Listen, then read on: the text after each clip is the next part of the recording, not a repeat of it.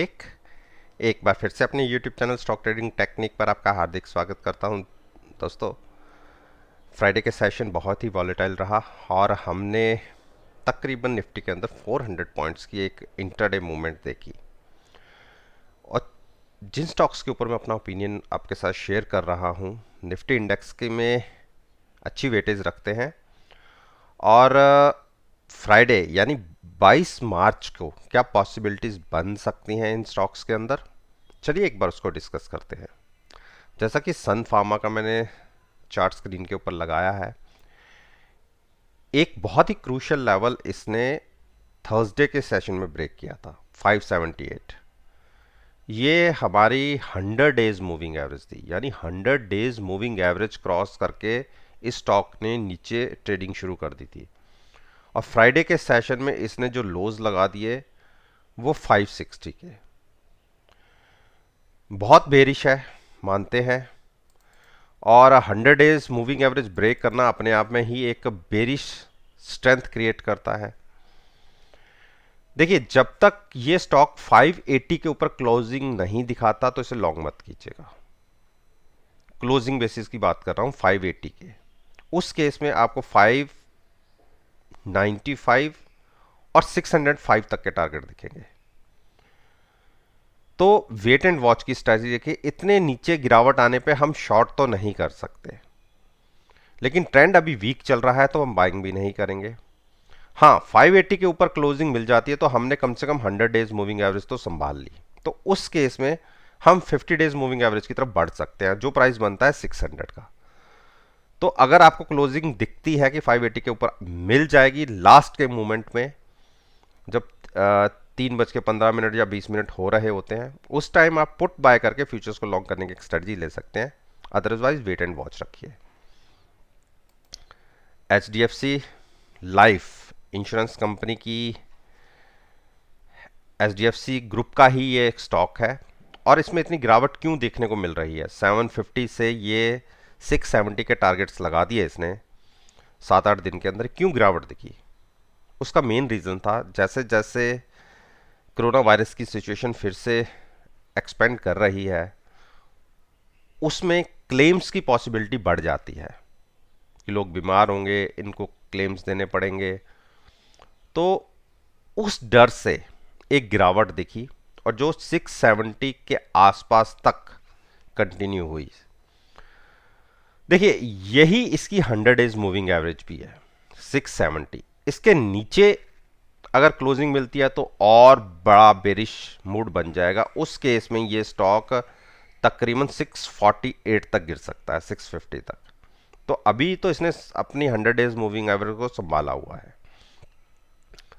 670 break करेगा, लगता है कि क्लोज मिल जाएगी नीचे की तरफ, तो आप शॉर्ट पोजीशन ले सकते हैं हैजिंग के साथ। उस केस में आपको 670 की कॉल बाय करके फ्यूचर सेल करने की एक स्ट्रेटजी बनेगी 627 के टारगेट के लिए। 50 पॉइंट्स नीचे का टारगेट देखने को मिलेगा।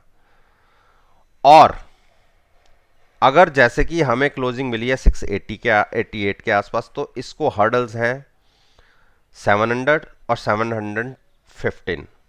इन दो प्राइसेस को क्रॉस करेगा तो ही स्टॉक में स्ट्रेंथ वापस लौटेगी, जो इसको फिर से 750 तक ले जा सकती है।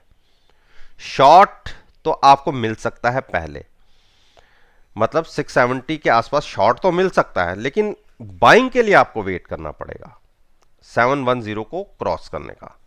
या आप डिप के ऊपर बाइंग करने की एक स्ट्रेटजी लेना चाहते हैं तो आप 670 के आसपास प्राइस आए तो वहां पे पुट बाय करके फ्यूचर्स भी लॉन्ग ले सकते हैं, क्योंकि गिरावट हम काफी देख चुके हैं। और यहां से फ्रेश शॉर्ट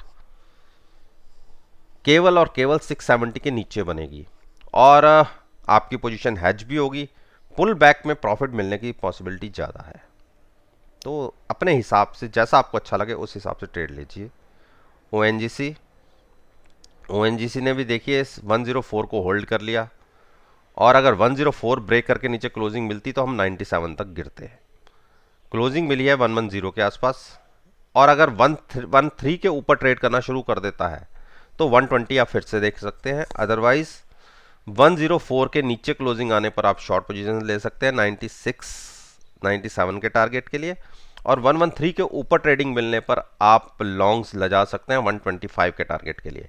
लेकिन दोनों ही केस के अंदर जिधर भी ट्रेड में देखने को मिले अपनी पोजीशन को हैज जरूर कीजिएगा। यानी हैजिंग का मतलब होता है अगर आप शॉर्ट कर रहे हैं तो at the money call buy कीजिए, और अगर बाय कर रहे हैं तो at the money put buy करिए, साथ में फ्यूचर्स को लॉन्ग करिए। एनटीपीसी एनटीपीसी ने देखिए अपनी 50 डेज मूविंग एवरेज से ऊपर से क्या जबरदस्त एक जंप दिखाया है। 102 को ही होल्ड किया और क्लोजिंग मिली 109 के आसपास। यानी नीचे से एक अच्छा स्ट्रेंथ देखने को मिली। तो क्या रिवर्सल आ गया है? देखिए अभी भी बेरिश साइड पर ही ट्रेड कर रहा है। एक हमें ओपनिंग और देखनी होगी।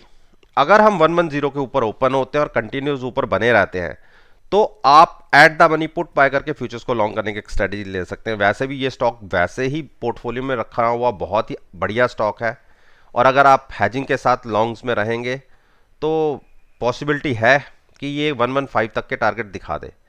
लेकिन अगर मंडे का सेशन वीक ओपन होता है इस स्टॉक में 107 के नीचे हम ट्रेडिंग करना शुरू कर देते हैं तो गलती से भी बाय नहीं करना। उस केस में हम फिर से 103 देख सकते हैं और वहां जाके हम बाइंग करेंगे डिप के ऊपर। ऑलरेडी एक बाउंस दिख चुका है। एल एन टी ने लगातार देखिए कितनी बड़ी गिरावट दिखाई है। 1570 से हमने लोस देख लिए तकरीबन 1386, 180 पॉइंट्स। अब 180 पॉइंट्स का मतलब 15% के आसपास का हम गिरावट स्टॉक में अपने हाई से देख चुके हैं, और अब तो इसने 50 डेज मूविंग एवरेज के नीचे ट्रेड करना शुरू कर दिया है। देखिए मार्केट में एक स्ट्रेंथ लौटी तो इसके अंदर भी स्ट्रेंथ लौटी, नीचे से एक अच्छी रिकवरी भी स्टॉक ने दिखाई। लेकिन मेरा पर्सनल व्यू है कि इसको लॉन्ग्स में अगर आपने जाना चाहते हैं तो पहले 50 डेज मूविंग एवरेज को ऊपर क्रॉस होने दीजिए। वो प्राइस बनता है 1435, उसके ऊपर ट्रेडिंग मिलती है तो ही आप at the money put bye करके फ्यूचर्स को लॉन्ग रखिएगा। उस केस में 1480 तक आपको छोटी छोटी हर्डल्स दिखेंगे। अगर वो क्रॉस हो गया तो जबरदस्त जंप तकरीबन 1550 तक का देखने को अपसाइड पर मिल सकता है। शॉर्ट इतने लेवल्स पे आके नीचे की तरफ देखिए, स्टॉक तो बेरिश है नो डाउट, लेकिन इतने नीचे गिरावट के आकर आप शॉर्ट करेंगे तो ट्रैप होने की पॉसिबिलिटी ज़्यादा बन जाती है। तो मैं वो नहीं चाहता कि आप शॉर्ट करें और वो भी ट्रैप हो जाए। तो कोशिश यही कीजिए कि एक थोड़ी सी स्ट्रेंथ दिखे स्टॉक के अंदर तो वहां पर हैजिंग के साथ लॉन्ग्स में रहिए। एचसीएल तक तो आईटी का अच्छा स्टॉक है और एक बड़ी गिरावट स्टॉक ने दिखाई भी है। पिछले 2 दिनों से हमने तकरीबन इसके अंदर 100 पॉइंट्स की गिरावट देख चुके हैं और नीचे 930 तक के टारगेट्स भी इसने 935 तक के भी दिखाए। एक पुल बैक मिला जरूर है, लेकिन ये कंटिन्यू तभी होगा अगर ये 980 के ऊपर ट्रेड करना शुरू करेगा। तो 980 के ऊपर जाने पर अगर ट्रेडिंग मिलती है तो वहां पर लॉन्ग कर सकते हैं, पुट बाय करके फ्यूचर्स को लॉन्ग कर सकते हैं।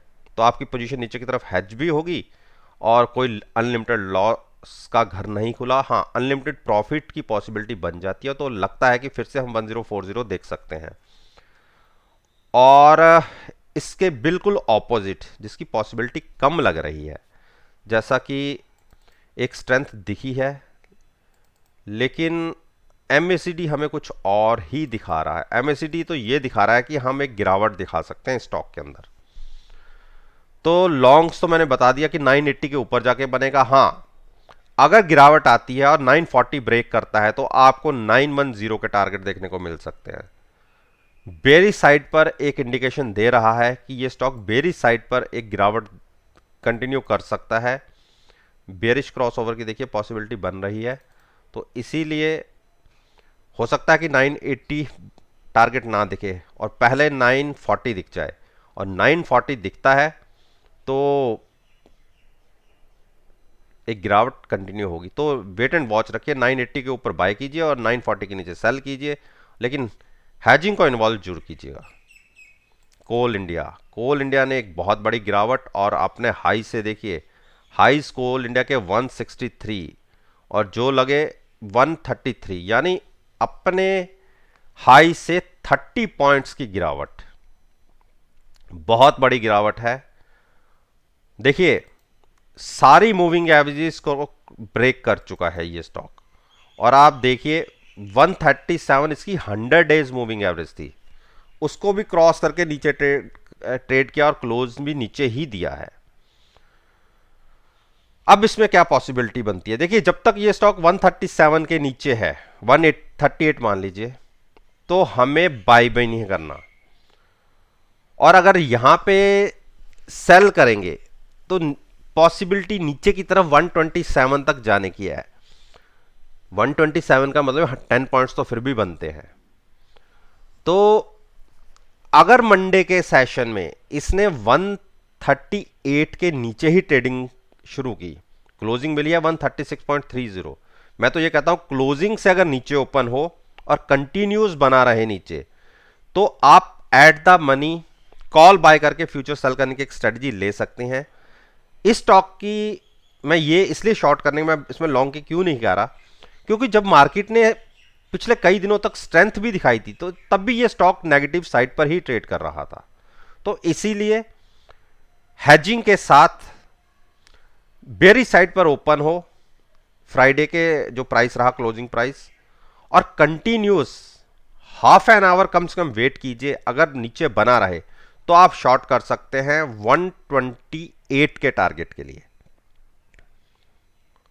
बाइंग के लिए भी थोड़ा सा वेट कर लीजिए, 3-4 इसकी हर्डल्स हैं, उसको क्रॉस करें तो बाइंग करेंगे, अदरवाइज चलती अच्छी स्ट्रेंथ वाली मार्केट में भी इस स्टॉक ने गिरावट ही दिखाई है, इसलिए मैं इसको लॉन्ग डिप पे लॉन्ग की बात नहीं कर रहा। बीपीसीएल, बीपीसीएल ने भी देखिए अपने हाइज 485 से कितने लो लगा दिए 416 का, और मैंने जब यहां पर स्टॉक ट्रेड कर रहा था, मैंने कहा था कि ये हमें फिर से, मैंने तो इससे भी नीचे के टारगेट बोले थे कि 385 तक के टारगेट फिर से दिखा सकता है। देखिए 50 डेज मूविंग एवरेज क्रॉस करके कल के दिन में इसने ऊपर क्लोजिंग दिखाई है, तो ये मान लीजिए 426 तो इसने होल्ड कर लिया। तो क्या आप इसको बाइंग कर सकते हैं, अभी भी बेरिश साइड पर ही ट्रेड कर रहा है, अभी भी बाइंग अवॉइड कीजिए। मुझे लगता है कि एक बार ये 410 फिर से दिखा सकता है, और अगर 410 के आसपास आए तो वहां पर बाइंग करके चलेंगे, ना ही यहां शॉर्ट करेंगे। 410 के आसपास हम पुट बाय करेंगे और फ्यूचर्स को लॉन्ग करेंगे, तब तक हम वेट करते हैं। एशियन पेंट्स, एशियन पेंट्स में अभी कोई ट्रेड बनता नहीं है। देखिए यहां के आसपास जब चल रहा था, मेरी पिछली इन स्टॉक से रिलेटेड मैं वीकली बात करता हूं दरअसल, और देखिए मैंने यहां पे 21-22 के आसपास था जब ये, तो मैंने यहां से लॉन्ग्स बोले थे, और देखिए हमें 2400 2450 तक के भी टारगेट्स देखने को मिले। अब हम फिर अटक गए हैं, 50 डेज मूविंग एवरेज को होल्ड कर रहे हैं। अगर 2300 ब्रेक करता है तो इसमें शॉर्ट पोजीशन बनाई जा सकती है 2280 के टारगेट के लिए, और इसके विपरीत बिल्कुल 2450 के ऊपर क्लोजिंग मिलती है तो ये स्टॉक स्ट्रेंथ पकड़ सकता है। अदरवाइज पिछले 1.5-2 महीने से इसका एक कंसोलिडेशन का फेज चल रहा है, तो ऐसे स्टॉक को ट्रेड करना कोई अक्लमंदी नहीं होती, कि जहां पैसे ही ना बने, मूवमेंट ही ना आए, जबकि स्टॉक मार्केट 200-200 पॉइंट की रोज मूवमेंट दिखाती है, उस हिसाब से स्टॉक में उतनी बड़ी मूवमेंट नहीं देखने को मिलती।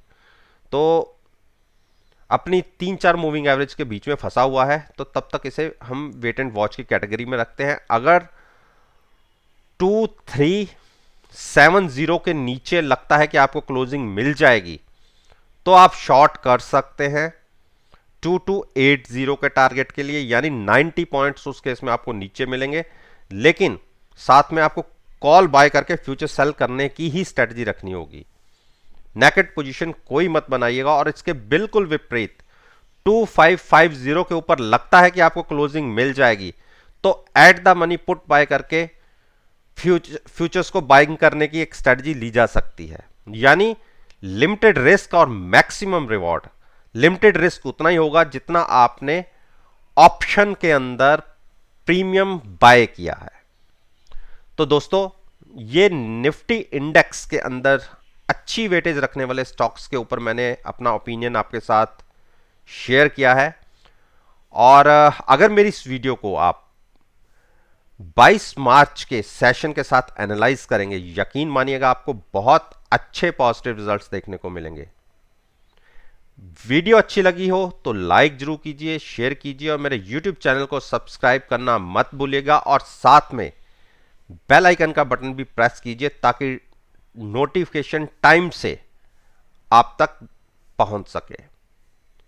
इस बात के साथ मैं आपसे विदा लेता हूं और एक नई वीडियो के साथ फिर से आपके सामने आऊंगा। तब तक के लिए